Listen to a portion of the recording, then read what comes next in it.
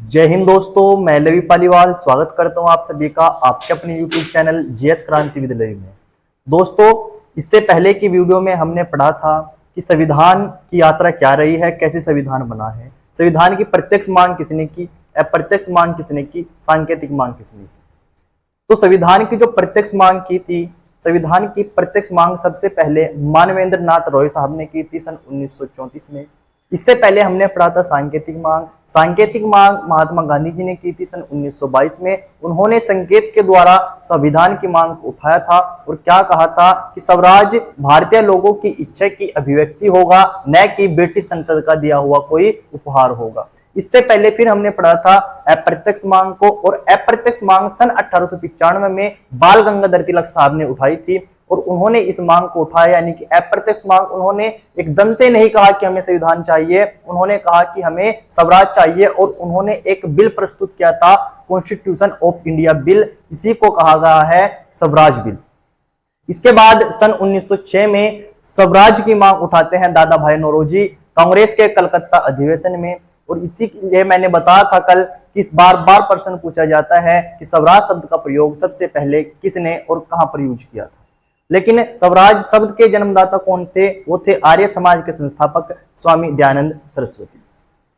इसके बाद 1923 में पंडित मोतीलाल नेहरू जी एक रिपोर्ट पेश करते हैं और वो रिपोर्ट जो होती है वो राष्ट्रीय मांग के रूप में प्रसारित होती है, अर्थात संविधान की मांग उसमें होती है। पूरे भारत में वो रिपोर्ट फैल जाती है, लेकिन अंग्रेज इस रिपोर्ट के प्रति हे दृष्टि यानी कि नकारात्मक सोच अपनाते हैं और बदले में सन 1928 में साइमन कमीशन को भारत में भेज देते हैं।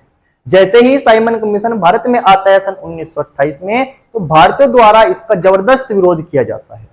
विरोध क्यों किया जाता है इसका विरोध इसलिए किया जाता है क्योंकि ये समय से एक साल पहले आ गया था। इसको आना था सन 1929 में, लेकिन आ कब गया? ये 1928 में आ गया। दूसरी बात, इसमें एक भी सदस्य भारतीय नहीं था, क्योंकि जो साइमन कमीशन का कार्य था, उसका कार्य क्या था? कार्य ये था उसका कि भारत की स्थिति को देखना उसका कार्य था। लेकिन जब उसमें कोई एक भी भारतीय सदस्य शामिल नहीं होगा तो स्थिति क्या देखेंगे? अंग्रेजों को क्या पता था कि भारत की क्या स्थिति है? इसलिए साइमन कमीशन का विरोध किया गया। और साइमन कमीशन का विरोध करते करते लाला लाजपत राय जी की पुलिस के लाठी डंडों से उनकी मौत हो जाती है। और अपने अंतिम क्षणों में क्या कहते हैं लाला लाजपत राय जी कि मेरे सर पर लाठी का एक एक प्रहार अंग्रेजों की ताबूत की कील साबित होगा। इस प्रकार साइमन कमीशन का विरोध हुआ। जब साइमन कमीशन का विरोध हुआ तो उस समय भारतीय सचिव थे लॉर्ड ब्रिंकन हेड। उन्होंने चुनौती दी भारतीयों को कि वे एक अपना ऐसा संविधान बनाकर दिखाए जिसमें समस्त भारतीय जनता की आम राय हो। भारतीयों ने इस चुनौती को स्वीकार किया। जब इस चुनौती को स्वीकार किया तो पंडित मोतीलाल नेहरू जी ने एक रिपोर्ट तैयार की और इस रिपोर्ट का नाम था नेहरू रिपोर्ट। जैसे ही नेहरू रिपोर्ट तैयार होती है तो उसको कांग्रेस के 1929 के लाहौर अधिवेशन में पेश किया जाता है। तो जब इस रिपोर्ट को पेश किया जाता है, ये रिपोर्ट मांग करती थी केवल स्वराज की। तो 1929 के लाहौर अधिवेशन की अध्यक्षता कर रहे थे पंडित जवाहरलाल नेहरू। पंडित जवाहरलाल नेहरू जी जोश जोश में होश खो देते हैं और कहते हैं कि मैं अपने पिता द्वारा बनाई गई नेहरू रिपोर्ट का खंडन करता हूं, क्योंकि यह केवल स्वराज की मांग करती है, पूर्ण स्वराज की मांग नहीं करती। और ऐसा कहकर उन्होंने उस रिपोर्ट को खारिज कर दिया, खंडन कर दिया। तो जैसे ही ये सब कुछ हुआ तो जितने भी भारतीय लोग थे, जैसे ही सभी भारतीयों को पता चला कि जवाहरलाल नेहरू जी ने ऐसा कर दिया है, तो सारे भारतीय कांग्रेस के खिलाफ हो गए कि हमको आजादी मिलने वाली थी अब, लेकिन इन्होंने तो इस रिपोर्ट का ही खंडन कर दिया। तो जब सारे भारतीय उनके विरोध में हो जाते हैं तो पंडित जवाहरलाल नेहरू जी और मोतीलाल नेहरू जी मिलते हैं जाकर महात्मा गांधी जी से, कहते हैं कि ऐसा ऐसा हो गया है, जवाहरलाल नेहरू जी ने ऐसा कर दिया है, अब इसका समाधान बताइए।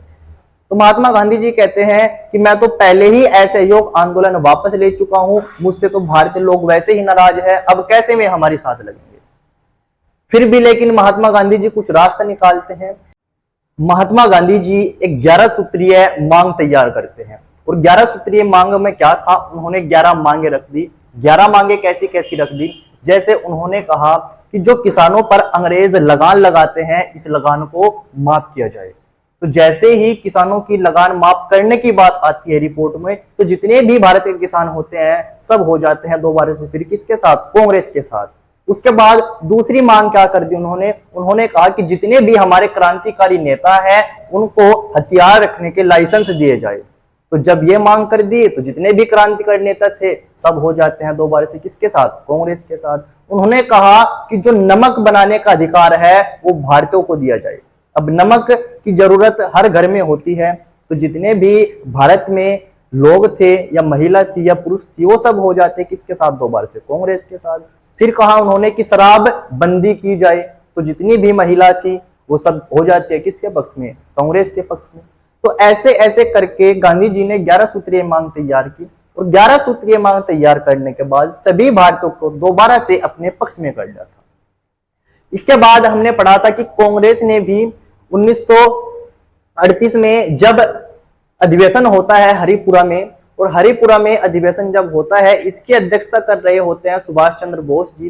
तो जब सुभाष चंद्र बोस जी अध्यक्षता कर रहे होते हैं तो पंडित जवाहरलाल नेहरू जी एक स्टेटमेंट देते हैं। स्टेटमेंट में उन्होंने कहा था कि जो भारतीयों का संविधान है वो भारतीयों के द्वारा ही निर्मित होगा, इसमें किसी बाहरी लोगों का हस्तक्षेप नहीं होगा। इसके बाद हम आज जानेंगे कि संविधान का निर्माण के लिए कालक्रम क्या रहा है, संविधान का कैसे संविधान तैयार होने के लिए इसके पीछे का क्या क्या यात्रा रही है। तो इससे पहले हमको जानना होगा थोड़ा सा इतिहास, यानी कि इतिहास में क्या हुआ था। जैसे हम देखते हैं द्वितीय विश्व युद्ध, ये कब हुआ था, ये हुआ था सन 1939 से सन 1945 के बीच। किसके बीच, ये मित्र राष्ट्र थे इसमें और एक धुरी राष्ट्र थे। मित्र राष्ट्र जैसे यूएसए और इंग्लैंड, धुरी राष्ट्रों में कौन कौन, जर्मनी, इटली और जापान। तो जब ये युद्ध हो रहा था द्वितीय विश्व युद्ध, तो जो धुरी राष्ट्र थे ये लगातार इंग्लैंड और यूएसए को मात देते जा रहे थे। जहां जहां पर इंग्लैंड ने अपना उपनिवेश जमा हुआ था, जहां जहां पर इनकी मित्र राष्ट्रों की कंपनी थी, इन सब की कंपनियों को ये उखाड़ते चल रहे थे। तो ऐसे में यूएसए ने दबाव बनाया इंग्लैंड पर। इन्होंने कहा कि जो भारतीय लोग हैं, जो भारतीय सैनिक हैं, उनको द्वितीय विश्व युद्ध में अपने साथ शामिल करो। तो अंग्रेजों के सामने एक चुनौती थी। तो अंग्रेजों ने क्या किया, भारतीयों को रिझाने के लिए, भारतीयों का द्वितीय विश्व युद्ध में साथ लेने के लिए भारत में भेज देते हैं क्या, अगस्त प्रस्ताव। कब आया, 1940, 8 अगस्त 1940 में अगस्त प्रस्ताव भारत में आता है।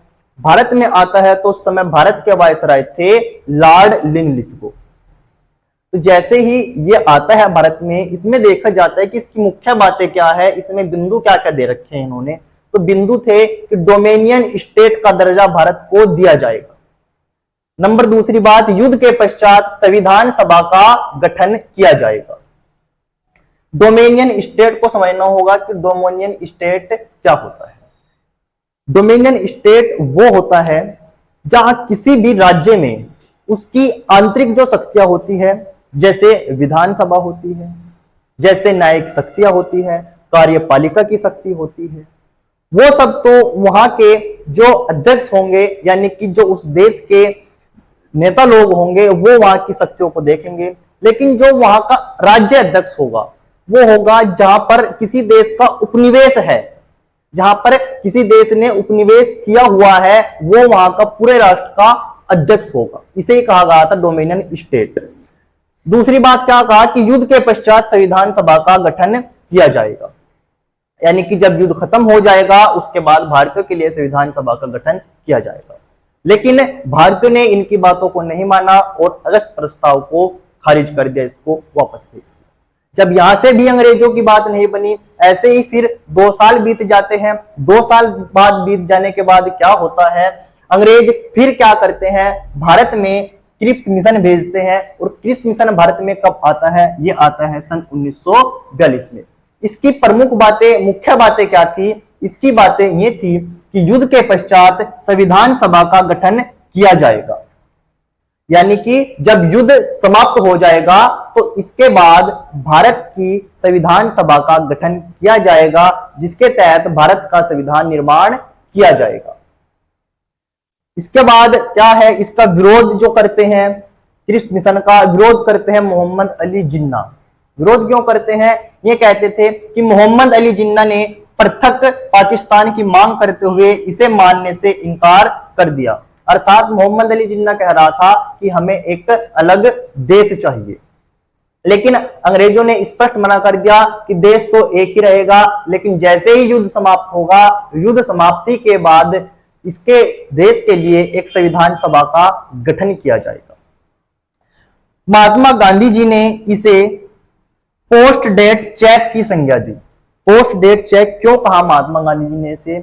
इनका कहना था अंग्रेजों का कि युद्ध समाप्ति के बाद आपको संविधान बनाने दिया जाएगा, संविधान सभा का गठन किया जाएगा।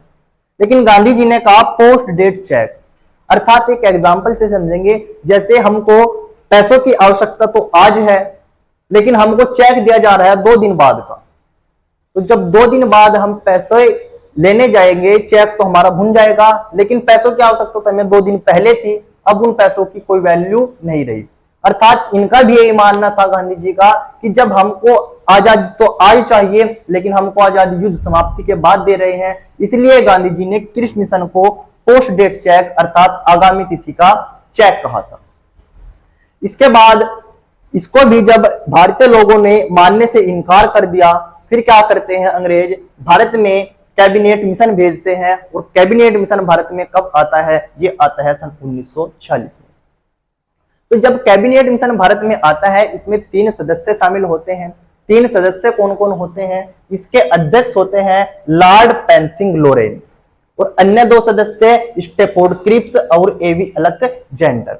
तो इसके अध्यक्ष से बहुत क्वेश्चन बनता है कि क्रिप्स कैबिनेट मिशन के अध्यक्ष कौन थे? तो इसके अध्यक्ष थे लॉर्ड पैंथिंग लॉरेंस। इसके बाद बात करते हैं कि कैबिनेट मिशन की शर्तें क्या थी। इसकी शर्तें ये थी कि भारतीयों के लिए संविधान निर्माण किया जाए। जो भारतीय हैं उनके लिए एक संविधान का निर्माण किया जाए। दूसरी बात, संविधान सभा का गठन प्रांतीय विधान सभाओं के सदस्यों द्वारा होगा। जो संविधान सभा में सदस्य चुनकर आएंगे, उनका गठन जो उस समय प्रांतीय विधान सभा होती थी भारत में, उनके सदस्यों के द्वारा होगा। तो ये कैबिनेट मिशन की शर्तें थी। अब संक्षेप में हम देखते हैं कि क्रिप्स एक्ट अगस्त प्रस्ताव का आने का भारत में कारण क्या था। तो अगस्त प्रस्ताव का भारत में आने का कारण था कि भारतीयों का द्वितीय विश्व युद्ध में साथ चाहिए था, इसीलिए भारतीयों को रिझाने की कोशिश कर रहे थे अंग्रेज, और भारत में भेज देते हैं अगस्त प्रस्ताव। और अगस्त प्रस्ताव में अंग्रेजों ने पहली बार यह स्वीकार किया कि भारतीयों का संविधान भारतीयों द्वारा ही निर्मित होना चाहिए। इसके बाद भारत में आता है क्रिप्स मिशन 1942 में, और 1942 के क्रिप्स मिशन में अंग्रेजों ने पहली बार संविधान सभा के गठनों का उल्लेख किया। इसके बाद भारत में आता है कैबिनेट मिशन सन 1946 में, और इसके तहत अंग्रेजों ने भारत की संविधान सभा के गठन के निर्माण की बात कही। अर्थात इसका कार्य भारत की संविधान सभा का गठन करना था। तो आज हमने पढ़ा संविधान सभा के निर्माण का कालक्रम।